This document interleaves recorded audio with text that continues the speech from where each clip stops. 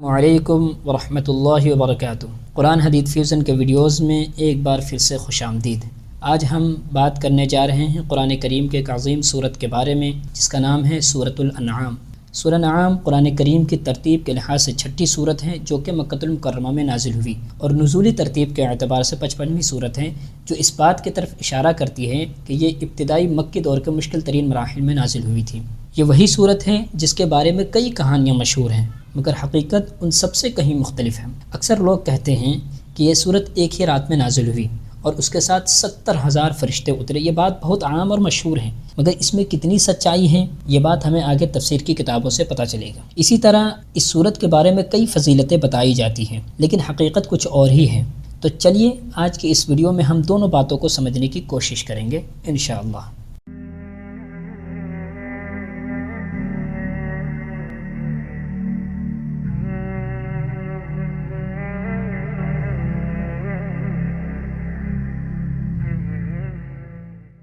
ناظرین، جب ہم تفسیر کی کتابوں کو کھول کر پڑھتے ہیں تو حقیقت ہمارے آنکھوں کے سامنے آتی ہے اور پتہ چلتا ہے کہ سورہ انعام کے بارے میں جو باتیں انٹرنیٹ پر یا ویب سائٹ پر یا ویڈیوز میں بتائی جاتی ہے وہ کتنی صحیح ہے اور کتنی غلط ہے۔ تو پہلی تفسیر ہے تفسیر قرطبی جلد نمبر 3 صفحہ نمبر 767 میں امام قرطبی رحمہ اللہ فرماتے ہیں کہ حدیث میں یہ تمام سورت اکٹھی نازل ہوئی سوائے 6 آیات کے، اور اس کو 70,000 فرشتے لے کر آئے۔ ایک آیت کے ساتھ 12,000 فرشتے تھے، اور وہ آیت ہے وَعِندَهُ مَفَاتِحُ الْغَيْبِ لَا يَعْلَمُهَا إِلَّا هُوَ، اور وہ فرشتے اس آیت کو رات کے وقت لے کر آئے اور وہ بلند آواز سے تسبیح و تحمید کر رہے تھے۔ نبی کریم صلی اللہ علیہ وسلم نے رات کو ہی کاتبان وحی کو بلایا اور انہوں نے لکھ لیا۔ دوسری روایت ہے ابو جعفر نحاس رحمہ اللہ نے اپنی سند کے ساتھ لکھا ہے، وہ فرماتے ہیں کہ حضرت انس بن مالک رضی اللہ تعالی عنہ نے فرمایا کہ رسول اللہ صلی اللہ علیہ وسلم نے فرمایا سورہ انعام نازل ہوئی تو اس کے ساتھ فرشتوں کا ایک قافلہ تھا جنہوں نے افق کو گھیرا ہوا تھا، اور وہ بلند آواز سے تسبیح کر رہے تھے اور زمین ان کے لیے تنگ تھی۔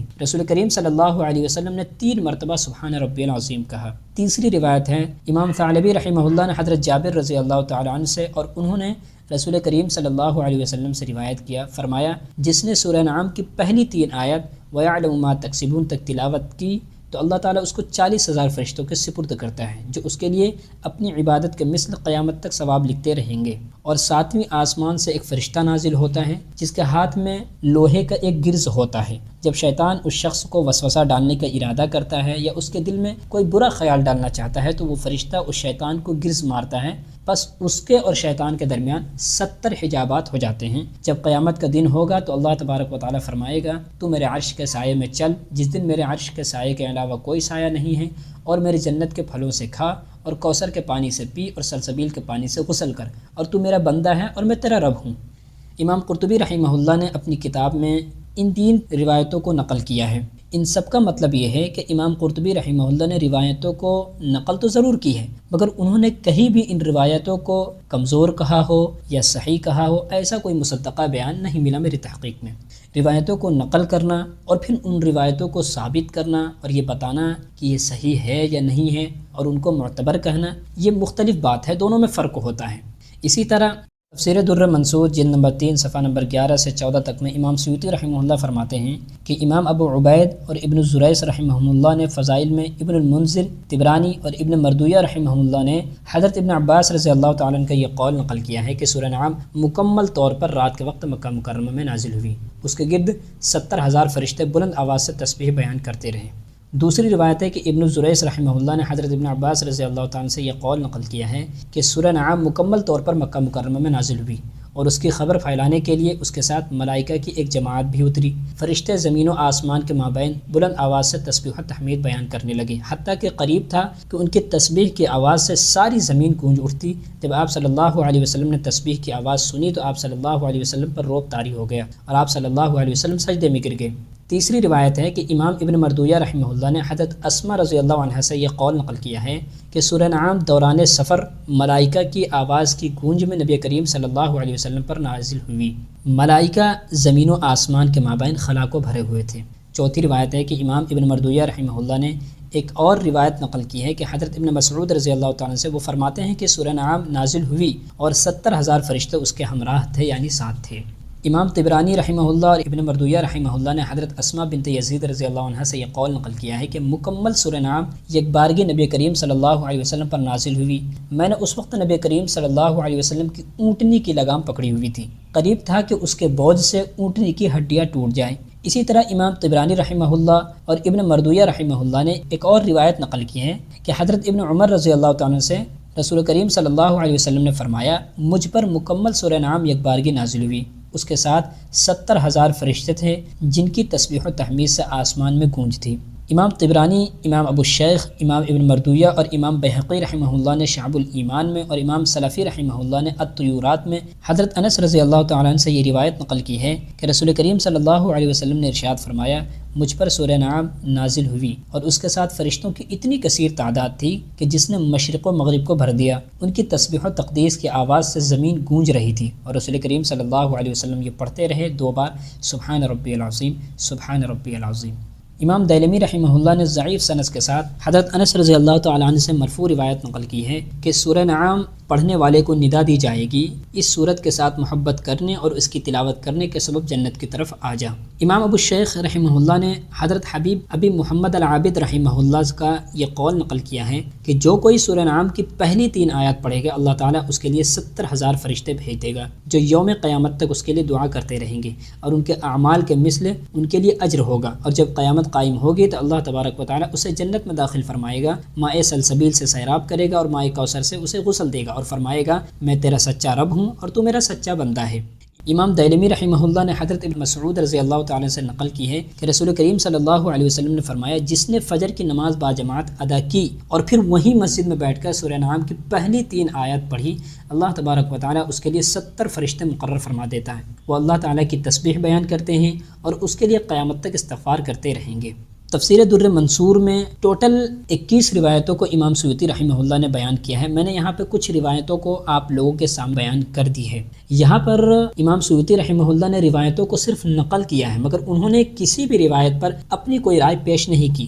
بس انہوں نے حوالہ بیان کر دیا، اور روایتوں کو نقل کرنا بذات خود ان روایتوں کی صداقت کی تلقین نہیں ہوتی۔ بہت سی بار تفاسیر میں روایتوں کو لکھنے کا جو مقصد ہوتا ہے وہ موجودہ مواد کو ایک جگہ جمع کرنا ہوتا ہے۔ اب آئیے تفسیر ابن کثیر کی طرف، جہاں پر امام ابن کثیر رحمہ اللہ نے ان روایتوں کو لے کر اپنی سٹیک رائے پیش کی ہے، اور انہوں نے بتایا کہ یہ روایت صحیح ہے یا نہیں۔ تو پہلی روایت ہے کہ سورہ نعام مکہ میں ایک ہی رات کے اندر ایک ہی دفعہ میں نازل ہو گئی، اس کو 70,000 فرشتے لے کر حاضر ہوئے تھے اور تسبیح پڑھتے جا رہے تھے۔ اس فضیلت کے بارے میں امام طبرانی رحمہ اللہ نے اپنی کتاب المعجم حدیث نمبر 12930 میں فرمایا کہ اس کی سند ضعیف ہے، کیونکہ اس میں علی بن زید بن جدعان نامی راوی ہے جو کہ ایک ضعیف راوی ہے، ان کی یادداشت کمزور تھی۔ دوسری روایت ہے کہ اسماء بنت یزید رضی اللہ تعالیٰ عنہ کہتی ہیں کہ نبی کریم صلی اللہ علیہ وسلم اونٹنی پر سوار تھے اور سورہ نعام اتر رہی تھی، میں نبی کریم صلی اللہ علیہ وسلم کی اونٹنی کی بھاگ تھامے ہوئی تھی، وحی کے بوجھ سے اونٹنی ایسی دب گئی تھی کہ گویا اس کی ہڈیاں ہی ٹوٹ جائیں گی۔ اس فضیلت کے بارے میں امام حیثمی رحمہ اللہ نے اپنی کتاب مجمع الزوائد جلد نمبر 7 صفحہ نمبر 20 میں وہ فرماتے ہیں کہ اس کی سند میں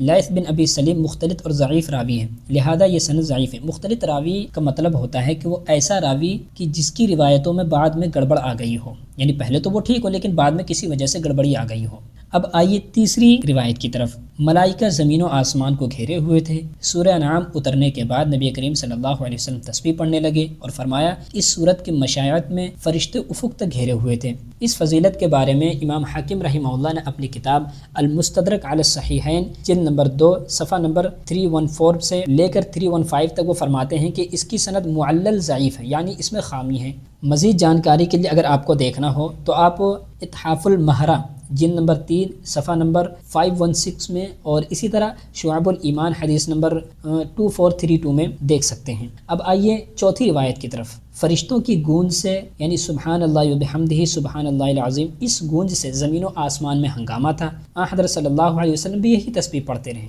اس فضیلت کے بارے میں امام طبرانی رحمہ اللہ نے اپنی کتاب المعجم الاوسط حدیث نمبر 6433 میں اور اسی طرح امام حیثمی رحمہ اللہ نے اپنی کتاب مجمع الزوائد جلد نمبر 7 صفحہ نمبر 20 میں وہ فرماتے ہیں کہ اس کی سند میں محمد بن عبداللہ بن عرس اور احمد بن محمد السالمی غیر معروف ہے، لہذا یہ سند ضعیف ہے۔ غیر معروف راوی کا مطلب ہے کہ ایسا راوی جس کے بارے میں محدثین نے کچھ نہ لکھا ہو، نہ یہ معلوم کہ وہ سچا ہے یا جھوٹا، یعنی وہ راوی نہ معلوم حیثیت رکھتا ہو۔ اب آئیے پانچویں روایت کی طرف۔ آپ صلی اللہ علیہ وسلم نے فرمایا پوری سورہ انعام ایک ہی دفعہ میں نازل ہوئی اور 70,000 فرشتوں کی تسبیح و تحمید کی گونج کے ساتھ اتری ہے۔ اس فضیلت کے بارے میں امام طبرانی رحمہ اللہ نے اپنی کتاب المعجم الصغیر جلد نمبر 1 صفحہ نمبر 81 میں وہ فرماتے ہیں کہ اس کی سند بہت زیادہ ضعیف ہے۔ اسی طرح امام حیثمی رحمہ اللہ نے اپنی کتاب مجموع الزوائد جلد نمبر 7 صفحہ نمبر 20 میں وہ فرماتے ہیں کہ اس کی سند میں یوسف بن عطیہ الصفار نامی ایک راوی ہے جسے امام نسائی رحمہ اللہ نے متروک اور امام بخاری رحمہ اللہ نے منکر الحدیث